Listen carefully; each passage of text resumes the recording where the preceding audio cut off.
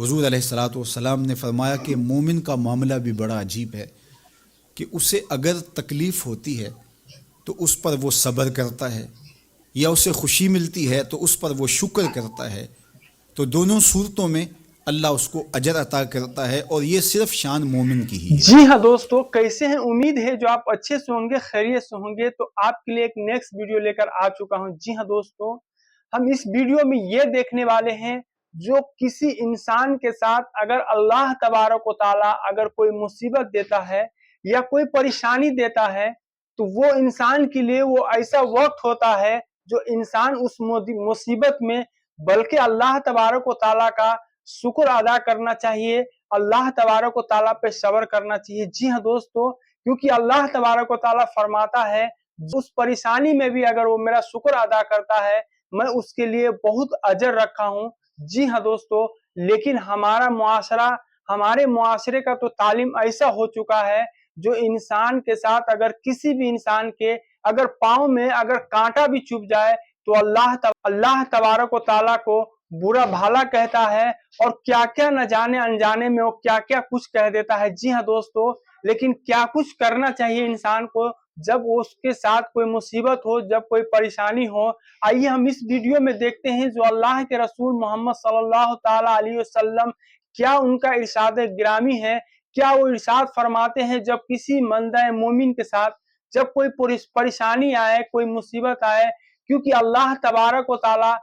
پریشانی بھی دینے والا وہی ہے اور آسانی بھی دینے والا وہی ہے۔ جی ہاں دوستو، تو آئیے آپ اس ویڈیو کو بالکل اسکپ مت کیجیے گا، آپ اس ویڈیو کو پورا ضرور دیکھیے۔ اور حضور علیہ الصلوۃ والسلام نے فرمایا کہ مومن کا معاملہ بھی بڑا عجیب ہے کہ اسے اگر تکلیف ہوتی ہے تو اس پر وہ صبر کرتا ہے، یا اسے خوشی ملتی ہے تو اس پر وہ شکر کرتا ہے، تو دونوں صورتوں میں اللہ اس کو اجر عطا کرتا ہے، اور یہ صرف شان مومن کی ہی ہے کہ وہ مصیبت پر صبر کرے، بلکہ فرمایا کہ مومن کے پاؤں میں کانٹا بھی چبھتا ہے تو اس کا بھی اس کو اجر دیا جاتا ہے، اس کے درجے بلند ہوتے ہیں، اس کے گناہ معاف کر دیے جاتے ہیں، اس کی خطاؤں سے درگزر کر لیا جاتا ہے۔ لیکن یہ مشروط ہے اس تکلیف کو صبر کے ساتھ برداشت کرنے سے۔ اگر وہ واویلا کرتا ہے، ناشکری کے کلمات کہتا ہے، تو تکلیف تو ختم نہیں ہوتی لیکن اجر زائل کر دیا جاتا ہے۔ تو اس لیے ہمیں ہر صورت کے اندر صبر کے دامن کو مضبوطی سے تھامنے کی تلقین کی گئی ہے، اور اہل ایمان کو یہ بھی سبق دیا گیا کہ جب انہیں کوئی بھی مصیبت پہنچتی ہے تو وہ کہتے ہیں انا للہ و انا الیہ راجعون، کہ ہم اسی کے ہیں اور اسی کے حضور پلٹ کے جانا ہے۔ تو یہ وہ امر ہے کہ جو ان کی طبیعت کے اندر ٹھہراؤ پیدا کرتا ہے، اور ان کی زندگیوں کے اندر اللہ تعالیٰ جل شانہ پر جو یقین ہے اس کا پتہ دیتا ہے۔ اگر مصیبت کو اللہ کی طرف سے سمجھ کے مان کے صبر کیا جائے، اس کو مقدور سمجھا جائے، اس پر واویلا نہ کیا جائے، اللہ کی نافرمانی کا کوئی کلمہ نہ بولا جائے، اپنے عقیدے میں تزلزل نہ آنے دیا جائے، اپنے رویوں کی خوبصورتی کو زائل نہ ہونے دیا جائے، تو اس کا مطلب ہے کہ وہ شخص مومن ہے، اس کا یقین ہے کہ یہ اللہ کی طرف سے ہے، تو پھر اس کے یقین کے صلے کے اندر اللہ اس کو پھر ہدایت قلب کا چراغاں نصیب کرتا ہے۔ اور فرمایا واللہ بکل شیء علیم، اور اللہ ہر شے کو جاننے والا ہے، اسے پتہ ہے کہ کسی پر مصیبت نازل کیوں کرنی ہے، اور اس مصیبت سے اس کا امتحان لینا مقصود ہے، اس کے درجوں کو بلند کرنا مقصود ہے، اس کے گناہوں کو معاف کرنا مقصود ہے، اس کو کسی آزمائش میں ڈال کر کے اس کو مزید کندن بنانا مقصود ہے، یا اس کا کیا مقصود ہے، اس کو سزا دینا مقصود ہے، یہ اسے پتہ ہے۔ تمہارا رب تمہاری طرف آنے والی جو تکلیفیں ہیں ان کے اندر ہزارہا پنہا حکمتوں سے واقف ہے۔ یہاں یہ بات بھی سمجھنے کے قابل ہے کہ جو شخص مصیبت کے آنے پر صبر اور استقامت کے ساتھ اس سے نپٹتا ہے، اور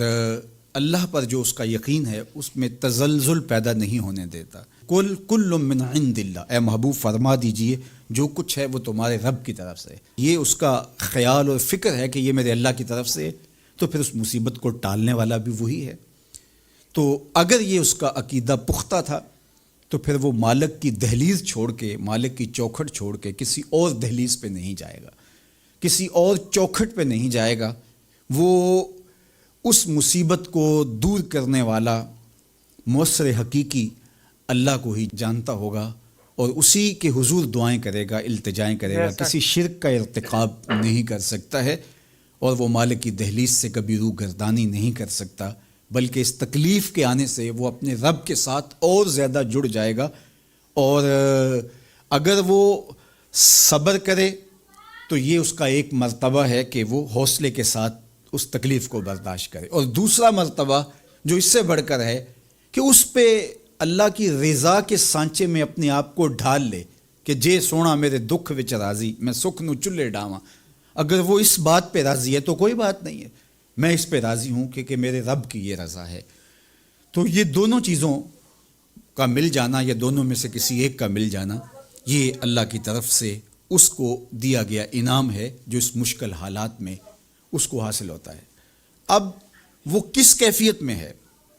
اللہ تعالیٰ اس کو خوب جانتا ہے کہ وہ اس پہ صبر کر رہا ہے یا اس کا اندر ڈول رہا ہے. اس کا عقیدہ کمزور تھا اور وہ کمزوری کے باعث